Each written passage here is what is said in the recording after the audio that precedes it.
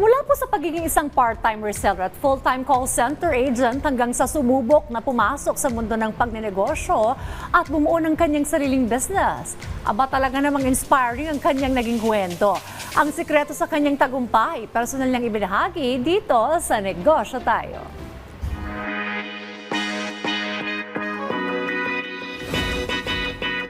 Nakikita natin dito so much, talaga, ang daming magagandang mga items. Meron tayo dito for giveaways, pwede siya for events. So tell us more about on how you started the business. Side hustle siya nagsimula. I was still an employee that time sa isang BPO company. HR ako. Tapos nag-start ako reseller ng shoes for 4 pairs. Tapos basta yun, ang goal ko lang is to get additional income. Hanggang sa lumaki yung shoes, dumami, tapos nag-venture ako into accessories. And then, nung pandemic actually, medyo nag-peak yung sales kasi I offered alcohol holders na personalized. Kasi nung time na yun, walang gawa talaga, walang bumibili ng shoes because of pandemic. So, yung mga sapatero, yung tinap ko to make the accessories para pareho kaming may income.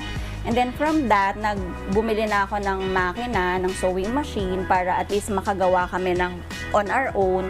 Tapos yun na, hanggang paikot lang talaga siya. Hindi ka ba nahirapan at first? What were your struggles and challenges along the way while building this business of yours? Sa simula, ang struggle mo talaga is yung feeling mo wala kang ini-income. Yung parang feeling ko noon, pagod na ako pero parang walang income. Siguro wag mo nang maiinip kung nagsa-startup ng negosyo kasi talagang paikot lang siya para mo mag-grow. So, Miss Melissa, fast forward to today and looking back sa naging journey natin, can we say that we're already successful in this business? Ang hirap naman ng tanong. I don't consider myself successful kasi meron pa akong, kumbaga, pinapangarap na mas gusto ko mas malaking factory, mas gusto ko marami pang tao, makapag-provide ng maraming employment. Pero looking back to kung saan ako nag-start, I'm proud to say na malayo na rin yung narating ko. Kasi because of this, I was able to purchase a car and then eventually purchase our home and then I can send my kids to school. Ano ba yung mga natutunan mo that you could, impart to our viewers na gusto rin pumasok sa pagnenegosyo? Una, kailangan magaling kang humawak ng pera. Dapat yung income mo, marunong mong itabi to save for the rainy day. Kasi minsan hindi laging winner, minsan may off-season, tapos kailangan masipag ka talaga. Kailangan mong matutong maging hands-on tsaka all around. Kasi kapag may pumalpak sa negosyo mo, ikaw din yung lalapitan ng tao mo. What do you think is the key ingredient or formula to be able to be successful in the business world? Grit, hard work, resilience, and maraming dasal. Kasi gano'n naman sa negosyo, hindi laging winner.